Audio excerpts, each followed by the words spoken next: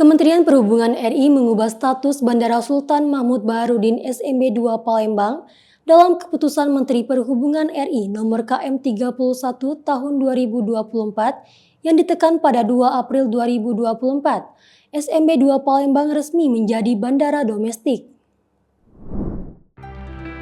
Sejak 1 Januari 1970, SMB 2 Palembang telah dikenal sebagai bandara internasional yang mampu menangani pesawat berbadan besar.